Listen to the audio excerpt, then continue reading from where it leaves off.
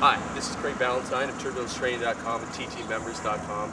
Today we're going to film what's called dynamic flexibility, or what I call athletic movement training. Other people call it dynamic warm-up, but that's kind of a bit of a redundant term.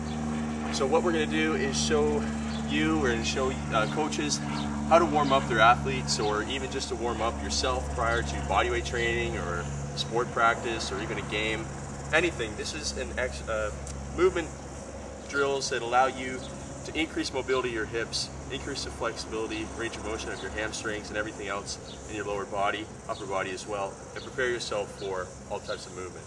So the first thing that we're going to do is, just like with any warm-up, is just start easy and go through it. So just a straight jog ahead is something that you do.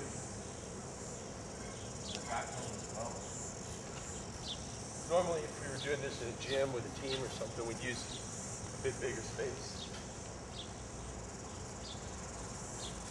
And then with each repetition, you pick it up and you go a little bit faster. Obviously, you want to get your groin warmed up, so you go sideways as well.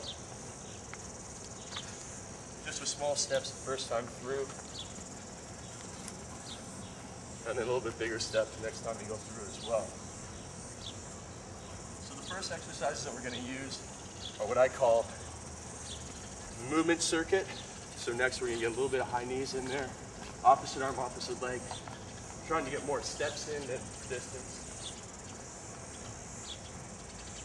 And just walk back from there. See, that was not really explosive. It's just, again, preparing the tissues and the nervous system to go a little bit faster, a little bit harder next time. Now we'll do the traditional, just taking your heels up to your butt. Increases the quadriceps length a little bit, range of motion there. And always matching opposite arm, opposite leg as you do a normal running stride. With young, uncoordinated athletes, you're going to notice that they're going to have a hard time doing that, especially when you get into stuff like skipping. They're going to have a hard time, but just with practice and over time, they'll get it. So after we do high knees and then our butt kicks, I do something. We're trying to do the high knees, but also bring your toes up. So as I pop off the toes, I bring the toe up at the bottom. So it's kind of like the sprinting drills, but we're not really too focused on the sprinting drill technique. Again, it's just another thing to warm up. Then we'll do some crossovers, or karaoke as some people call it, just to get some range of motion in the hips, some mobility. Always on the balls of your feet, always starting from a nice athletic position. So next time through we can go a little bit faster and bigger steps. And then I also like to challenge the athletes with really small, fast steps. Going through this, changing direction. Another one to get the hips warmed up. So just do some hip twists in place, getting the hips all the way around. And again, warming up it through here. So all those exercises that we've done, usually go through them about 2 or 3 times, depending on the amount of time you have, how warmed up the person is already, what type of activity you're going to do after.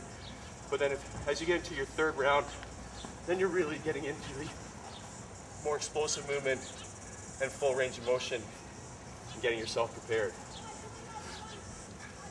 So with all those, the forward jog, back pedal, and then also with the high knees and butt kicks, and then you go to maybe some sidestepping and some crossovers. So there's at least 6 or 7 things. Do each one of them once, then go through it again, and then go through it again, each time going a little bit faster and harder. So that's the range of, or the movement circuit. And then I like to follow that up with a range of motion circuit, where we'll start with something like forward lunge walk, getting a little stretch in the hip flexor area, the rectus femoris and psoas muscle, stretch with each step. And just walk that back in. We also do some nice low side step out, so you're stretching here and pulling with that leg across. And then obviously on the way back in as well, keeping yourself chest up, hips low, and starting to warm up your groin.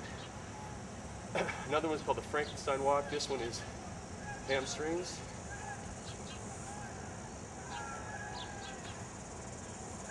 Just like that.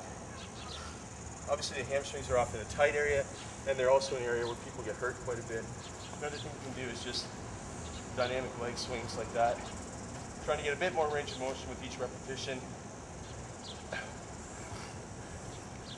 I also like to do diagonal lunges, so we'll be walking forward with a step out to the side, but still keeping that front leg forward. Stretching right through the groin here.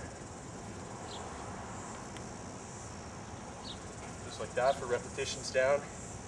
And obviously with younger athletes, this is going to be very difficult. This is going to be a form of strength training for them, whereas with more mature athletes, it's still just a warm-up.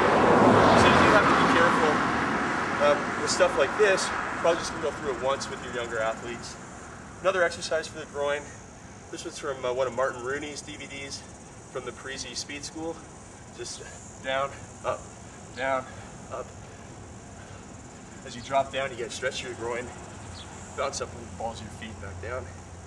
I mean, obviously you can do all sorts of jumping jacks as well.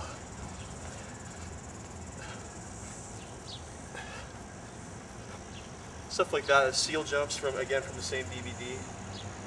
So that's a wide variety of exercises you can do for what we call dynamic flexibility, or I call athletic movement training, or a lot of people call it dynamic warm-up. Just gets you ready for all sorts of activities. Really prepares you for practice. Really prepares you for weight training as well. If you're advanced and those won't tire you out, you can do those exercises. And it really opens up your hips, which is the main thing for running, moving laterally, agility. Great stuff to precede any type of hard training. So that's it for the dynamic warm-up or dynamic flexibility athletic movement training. I'm Craig Valentine from TurbulenceTraining.com.